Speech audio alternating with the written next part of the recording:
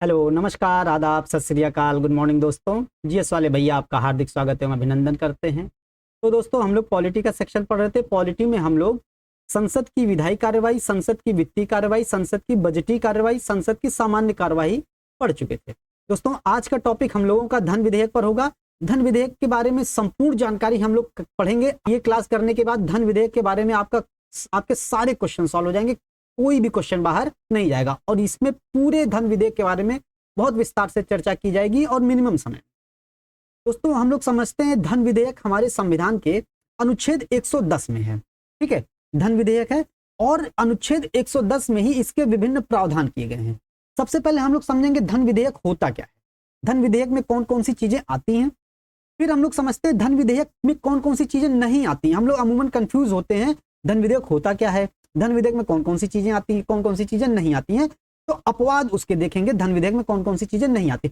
इसी को दोस्तों टेक्निकल तरीके से कैटेगराइजेशन कर दिया गया है। ठीक है, टेक्निकल का मतलब ये नहीं होता केवल मैथमेटिक्स और साइंस फिजिक्स वाले ही लगाएं, इसमें भी लगता है। ठीक है, तो इसको एक वे में एक अच्छे तरीके से इसको कैटेगराइजेशन कर दिया। जो हम लोग पढ़ते हैं, हम सभी लोग पढ़ते हैं, बस एक क्रम नहीं उसका निर्धारित होता है, एक सिस्टम नहीं होता है उसका। ठीक है, तो इसको सिस्टमेटिक ढंग से तैयार किया गया है।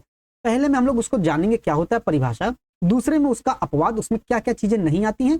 तीसरा हम लोग देखते हैं धन विधेयक समन्वय निर्णय कौन लेता है। हम लोग देखते हैं ना लोकसभा अध्यक्ष प्रमाणित करते हैं धन विधेयक है कि नहीं है। ठीक, तो वो चीज इसमें देखेंगे। पृष्ठांकन देखेंगे, उसको प्रमाणित कौन करता है, इसमें निर्णय लेता है और इसमें प्रमाणित कितनी बार होता है, ये सारी चीजें देखेंगे। ठीक है, अब हम लोग देखते हैं अनुच्छेद 109 में धन विधेयक पारित करने की प्रक्रिया क्या क्या है। प्रक्रिया हालांकि हम लोग पहले के सेशंस में पढ़ चुके हैं, जैसे राज्यसभा में पुनः स्थापित नहीं किया जा सकता है, राज्यसभा 14 दिन के लिए रोक सकती, तो ये सारी चीजें हैं धन विधेयक की प्रक्रिया में। आज और अच्छे से पढ़ेंगे। ठीक है, और जितनी बार मिलेगा उतनी बार पढ़ेंगे। पहले भी पढ़ चुके हैं, आज भी पढ़ेंगे और आगे भी मिलेगा, पढ़ेंगे। रिवीजन ऐसे ही होता है दोस्तों। ठीक है, ये ध्यान दीजिएगा। अब हम लोग देखते हैं धन विधेयक अनुच्छेद 110 में दिया गया है धन विधेयक, उसकी परिभाषा दी गई। सबसे पहले परिभाषा है, हम लोग ये नहीं याद करेंगे धन विधेयक अनुच्छेद 110 1 में है परिभाषा, 2 में अपवाद, 3 में निर्णय, 4 में प्रश्न, ये सब चीजें नहीं पढ़ेंगे हम लोग। ठीक है, बस हम लोगों को ये देखना है अनुच्छेद 110 धन विधेयक से संबंधित है और धन विधेयक की परिभाषा दी गई है, मतलब धन विधेयक में क्या क्या ऐसी चीजें हैं जो धन विधेयक के अंतर्गत आती हैं। और हम लोग ये भी देखते हैं कि धन विधेयक जो होता है, सभी धन विधेयक वित्त विधेयक होते हैं, लेकिन सभी वित्त विधेयक धन विधेयक नहीं होते हैं। ठीक है, तो अब यहां पर यह ध्यान देना है, कोई विधेयक तब धन विधेयक माना जाएगा जब उसमें निम्न वर्णित एक या अधिक या समस्त उपबंध हो। अब निम्न में से कौन सी, ये सभी 6 चीजें, ये 6 चीजें होंगी तो वो धन विधेयक होगा, अन्यथा नहीं होगा। मतलब उसमें से इन 6 चीजों में से 6 भी हो सकती हैं, कुछ हो सकती हैं या एक आध भी हो सकती है, तो भी वो धन विधेयक माना जाएगा। अब जैसे सरकार के द्वारा किसी कर का अधिरोपण, अधिरोपण का मतलब लगाना होता है, कर का अधिरोपण करना, कर का उत्सादन करना, मतलब कर को समाप्त करना। ठीक है, उत्सादन हम लोग देखते हैं ना अनुच्छेद 169 में क्या है कि विधानमंडल में विधान परिषद का सृजन या उत्सादन, तो उत्सादन का मतलब क्या है, समाप्त करना। ठीक है, तो उत्सादन का मतलब समाप्त करना। परिहार का मतलब कमी करना। अब हम लोग राष्ट्रपति की शक्तियों में देखते होंगे, राष्ट्रपति की क्षमादान की शक्तियों में क्षमा, परिहार, लघुकरण, विराम, निलंबन, ये सब होता है। तो परिहार का मतलब कमी करना। ठीक है, मतलब कर को लगाना, कर को कम करना, कर में कमी करना या कर को समाप्त करना, ये आ जाता है। और परिवर्तन करना, कर की दरों में परिवर्तन करना, ये सब भी धन विधेयक में आते हैं। और विनियमन करना, मतलब किस प्रकार से कर को विनियमित किया जाए, रेगुलेट किया जाए। ठीक है, ये सब चीजें आ जाती हैं धन विधेयक में। तो पहला पॉइंट हो गया। और पहले पॉइंट में 5 चीजें हैं, अधिरोपण, उत्सादन, परिहार, परिवर्तन और विनियमन है। ठीक है, ये सब चीजें आती हैं तो धन विधेयक हो जाता है। दूसरा, भारत सरकार के द्वारा ऋण लेना। भारत सरकार जो ऋण लेती है वो भी धन विधेयक के अंतर्गत आता है। हम लोग देखते हैं भारत सरकार इस देश से ऋण ले ली, विदेशी संस्थाओं से ऋण ले ली, या भारत के भीतर आरबीआई से या किसी अन्य संस्था से या बाजार से ऋण ले लेती है। तो ये सारी चीजें क्या होती हैं, भारत सरकार के द्वारा जो ऋण लिया जाता है ये धन विधेयक के अंतर्गत आ जाता है। ठीक है, ये चीज ध्यान देनी है।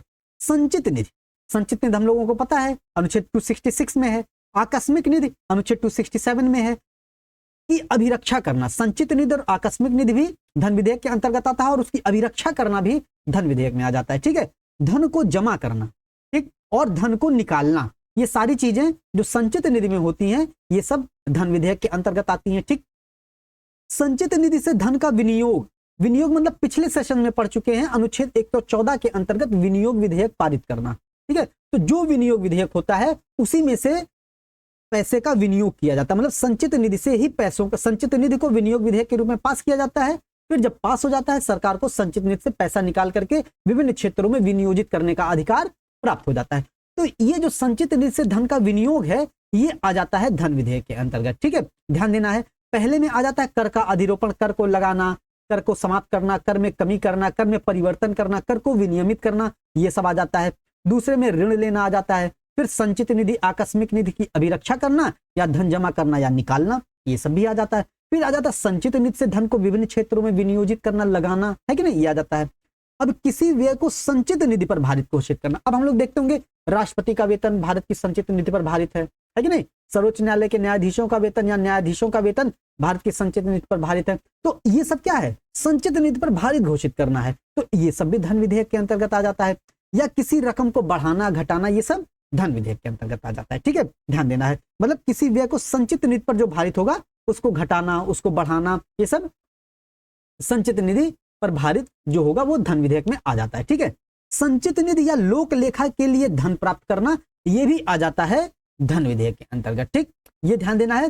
तो धन विधेयक के अंतर्गत ये 6 चीजें हैं, हमको ध्यान देनी है। अगर क्वेश्चन आता है तो इससे बाहर नहीं जाएगा। तो धन विधेयक के अंतर्गत ये सारी चीजें आ जाती है। अगर हमसे कोई पूछे कि धन विधेयक क्या होता है, तो हम लोग बताते हैं जो विधेयक अनुच्छेद 110 में वर्णित है वही धन विधेयक होता है। ठीक है, धन विधेयक की परिभाषा यही है कि जो चीजें जिनका प्रावधान अनुच्छेद 110 में है वो धन विधेयक है। ठीक है, अनुच्छेद 110 के 1 में कह सकते हैं वो धन विधेयक आ जाता है। ठीक, तो धन विधेयक में 6 चीजें हैं, इंपॉर्टेंट है, ध्यान देना है दोस्तों। ठीक है, ये अब धन विधेयक में, धन विधेयक के कुछ अपवाद आ जाते हैं। अपवाद जस्ट बाद में दिया गया है, अनुच्छेद 110 के 2 में दिया गया है। अब अपवाद में क्या क्या आ जाता है धन विधेयक में, जैसे ऊपर चीजें आ गई। अब अपवाद में जैसे हम लोग शुल्क जमा करते हैं, ठीक है, शुल्क हो गया, शुल्क लेती है सरकार, हम लोग फीस जमा करते हैं, या आर्थिक दंड मतलब चलान हो गया, ये सब धन विधेयक में नहीं आएगा। जुर्माना लगा दिया गया, ये सब धन विधेयक में नहीं आते हैं। धन विधेयक से संबंधित जो ऊपर के प्रावधान है, यही सब धन विधेयक में आते हैं। संचित निधि से, आकस्मिक निधि से, सरकार के द्वारा ऋण लेना, सरकार के द्वारा करों में परिवर्तन करना, ठीक है, ये सब चीजें आ जाती हैं धन विधेयक के अंतर्गत। ठीक, अब धन विधेयक के अपवाद में शुल्क हो गया, फीस हो गया, आर्थिक दंड, जुर्माना, ये सब धन विधेयक नहीं समझा जाता है। ठीक, अनुज्ञप्ति हो गया, सेवा फीस लेना या भुगतान सरकार मतलब किसी के द्वारा भुगतान किया जाना, ये सब चीजें धन विधेयक में नहीं आती हैं। स्थानीय इकाइयों द्वारा स्थानीय प्रयोजन हेतु कर लगाना, करों को समाप्त करना या करों में परिवर्तन करना भी धन विधेयक में नहीं आता। बहुत इंपॉर्टेंट है, ध्यान देना है, क्योंकि ये किसी कर का जो अधिरोपण, उत्सादन, परिहार, परिवर्तन, विनियमन है, ये धन विधेयक में आता है, लेकिन सरकार के द्वारा। लेकिन स्थानीय निकायों के द्वारा किया गया स्थानीय प्रयोजन हेतु, स्थानीय निकायों के द्वारा स्थानीय कामकाज के लिए अगर कर को लगाया जाता है या कर को समाप्त किया जाता है या परिवर्तन किया जाता है, तो वो धन विधेयक में नहीं आता है। ये चीज ध्यान दीजिएगा, स्थानीय इकाई जहां आ जाएगा वहां गलत हो जाएगा। ठीक है, अपवाद आ जाएगा वो। ठीक, ये हो गया। अब हम लोग देखते हैं अनुच्छेद 110(3) में क्या है, धन विधेयक से संबंधित निर्णय कौन लेता है। हम लोग देखते हैं लोकसभा अध्यक्ष का यह अधिकार होता है और लोकसभा अध्यक्ष का निर्णय अंतिम होता है, और लोकसभा अध्यक्ष इसको प्रमाणित करते हैं कि कोई विधेयक धन विधेयक है कि नहीं है। और लोकसभा अध्यक्ष के द्वारा प्रमाणित किए जाने के बाद कि कोई विधेयक धन विधेयक है कि नहीं है, उसके बाद उसको संसद में उस पर बहस नहीं हो सकती, राष्ट्रपति के पास विचारार्थ नहीं जा सकता है कि धन विधेयक है कि नहीं। ये तो लोकसभा अध्यक्ष ने घोषित कर दिया, आप चेक करिए जरा धन विधेयक है कि नहीं।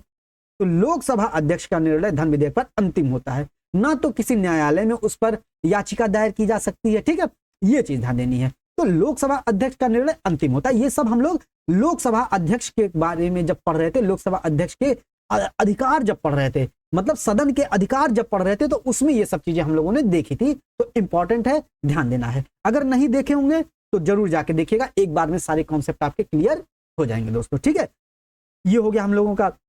अब धन विधेयक का पृष्ठांकन, पृष्ठांकन का मतलब हम लोग कह सकते हैं मोहर लगाना। तो अनुच्छेद 110 के 4 में आ जाता है। मतलब पहले हम लोगों ने धन विधेयक को समझा, परिभाषा, उसके बाद हम लोगों ने धन विधेयक के अपवाद पढ़े, फिर उसके बाद धन विधेयक के संबंध में निर्णय पढ़े, अब हम लोग पृष्ठांकन पढ़ते हैं। ठीक है, इंपॉर्टेंट है। देखिए, कुछ भी नहीं करना पड़ा और चीजें याद हो गई, है कि नहीं। अब हम लोगों को अनुच्छेद भी याद हो गया होगा। अनुच्छेद 110(1) में परिभाषा, अनुच्छेद 110 के 2 में अपवाद, अनुच्छेद 110 के 3 में निर्णय संबंधी है, अनुच्छेद 110 के 4 में पृष्ठांकन है। कितना आसानी से याद होगा, कुछ याद करना पड़ा नहीं। यही होता है सिस्टमेटिक तरीके से पढ़ाई का नतीजा दोस्तों। ठीक है, अब हम लोग देख लेते हैं धन विधेयक का पृष्ठांकन। अब धन विधेयक का पृष्ठांकन कौन करता है? निर्णय लोकसभा अध्यक्ष लेते हैं और पृष्ठांकन भी लोकसभा अध्यक्ष करते हैं, और पृष्ठांकन 2 बार करते हैं। पता हो आपको पता है पृष्ठांकन 2 बार होता है, लेकिन फिर भी पता नहीं है। ठीक है, मतलब आपको अपनी शक्तियों के बारे में अंदाजा है लेकिन भूल गए हैं। आपको जामुन तो चाहिए आपकी शक्तियों को याद दिलाने के लिए। ठीक है, अब देखिए लोकसभा अध्यक्ष 2 बार करते हैं। पहली बार कब करते हैं? जब लोकसभा से पारित होकर राज्यसभा भेजा जाता है। लोकसभा ने पारित कर दिया कि ये विधेयक धन विधेयक है, फिर उस पर लोकसभा अध्यक्ष अपनी मोहर लगा देते हैं कि हाँ ये विधेयक धन विधेयक है। फिर राज्यसभा के पास जाता है, राज्यसभा पारित करती है, नहीं पारित करती है, या संशोधन का प्रस्ताव करती है, या अस्वीकार कर देती है, या 14 दिनों तक रोक सकती है। ठीक, इसके बाद जब पुनः लोकसभा में आता है तो दूसरी बार जब दोनों सदनों से पारित होने के पश्चात राष्ट्रपति के सम्मुख अनुमति हेतु प्रस्तुत किया जाता है, फिर लोकसभा अध्यक्ष उसको प्रमाणित करते हैं, पृष्ठांकन करते हैं कि यह धन विधेयक है कि नहीं। मतलब पहले लोकसभा से पारित होकर गया राज्यसभा में, फिर राज्यसभा से आया, मतलब दोनों सदनों से पास होने के बाद जब राष्ट्रपति के पास जाएगा, राष्ट्रपति के जाने से पहले लोकसभा अध्यक्ष एक बार उसको फिर प्रमाणित करते हैं, है कि नहीं, पृष्ठांकन करते हैं कि ये धन विधेयक है। ठीक, ये चीज हो गई। तो पता था हम लोगों को ये, ठीक, लेकिन याद नहीं आता। ऐसे बहुत सारी चीजें होती हैं, हम लोगों को पता होती हैं परंतु निकलती नहीं है बाहर। ठीक है, तो धन विधेयक का पृष्ठांकन लोकसभा अध्यक्ष 2 बार करता है। तो अनुच्छेद 110 कितनी आसानी से याद हो गया, चारों के चारों याद हो गए, 4 पार्ट थे, याद हो गए। ठीक है, हम लोग इसको गपचप इसमें पढ़ते रहते हैं, मतलब कभी इधर कभी उधर कभी उधर कभी इधर, नहीं याद होता है। ठीक, तो अब याद हो गया होगा। अब हम लोग पढ़ते हैं अनुच्छेद 109 भी पढ़ते हैं परंतु अनुच्छेद नहीं याद होता है। अभी बिना याद किए याद हो जाएगा। धन विधेयक पारित करने की प्रक्रिया क्या होती है हम लोग पढ़े हैं पहले, फिर से पढ़ते हैं एक बार। धन विधेयक हम लोग पढ़ते हैं, धन विधेयक केवल लोकसभा में प्रस्तुत किया जाएगा, प्रवचन की तरह हम लोग पढ़ लेते हैं, है कि नहीं। लेकिन किस अनुच्छेद के तहत? अनुच्छेद 109 के तहत धन विधेयक केवल लोकसभा में प्रस्तुत किया जाएगा, और किसकी सिफारिश पर? राष्ट्रपति की सिफारिश पर। ठीक है, धन विधेयक राष्ट्रपति की सिफारिश पर प्रस्तुत किया जाता है, लेकिन जाता है लोकसभा अध्यक्ष की प्रमाणन पर, है कि नहीं, ध्यान देना है। ठीक, ये हो गया। लोकसभा में पारित होने के पश्चात राज्यसभा में जाएगा, पता ही है। ठीक, राज्यसभा ना तो संशोधन कर सकती है ना ही अस्वीकार कर सकती है, ये भी पता है। ठीक, ये ध्यान देना है। राज्यसभा मात्र सुझाव दे सकती है, संशोधन का सुझाव केवल दे सकती है। ठीक है, और ये सब चीज कहां पर है? अनुच्छेद 109 में है कि नहीं। ठीक है, ये हो गया। लोकसभा सुझाव को मानने के लिए बाध्य नहीं है। ठीक, मतलब राज्यसभा के द्वारा दिया जाने वाला परामर्श लोकसभा बाधित नहीं है कि माने या ना माने, है कि नहीं। तुम मानो या ना मानो, तुम्हारी मर्जी। ठीक है, लोकसभा अध्यक्ष मानती है या नहीं मानती है, बाधित नहीं है। ठीक है, ध्यान देना है। राज्यसभा अधिकतम 14 दिनों के भीतर सुझाव देती है, मतलब 14 दिन के भीतर राज्यसभा को सुझाव देना होगा। अगर यदि 14 दिनों के भीतर लोकसभा को वापस नहीं करती है तो क्या होगा? तो जिस रूप में लोकसभा राज्यसभा को भेजी होगी उसी रूप में उसको पारित मान लिया जाता है कि नहीं। ये एक सब सिस्टम से हमने सेट किया है दोस्तों, है कि नहीं। एक के बाद एक प्रक्रियाएं निर्धारित हैं इसमें। ठीक, फिर क्या होता है? दोनों सदनों से पारित होने के पश्चात राष्ट्रपति के पास भेजा जाता है, लेकिन दोनों सदनों से पारित होने के पश्चात लोकसभा अध्यक्ष का पृष्ठांकन होता है, फिर राष्ट्रपति के पास भेजा जाता है दोस्तों। ठीक है, ध्यान देना है। राष्ट्रपति अनुमति दे सकता है, अनुमति रोक सकता है, लेकिन पुनर्विचार के लिए नहीं भेज सकता है, क्योंकि यह साधारण विधेयक नहीं है। साधारण विधेयक पर ही राष्ट्रपति अनुच्छेद 111 के तहत पुनर्विचार के लिए भेज सकता है, अन्यथा नहीं, क्योंकि यह धन विधेयक है, इसीलिए राष्ट्रपति पुनर्विचार के लिए नहीं भेज सकता है।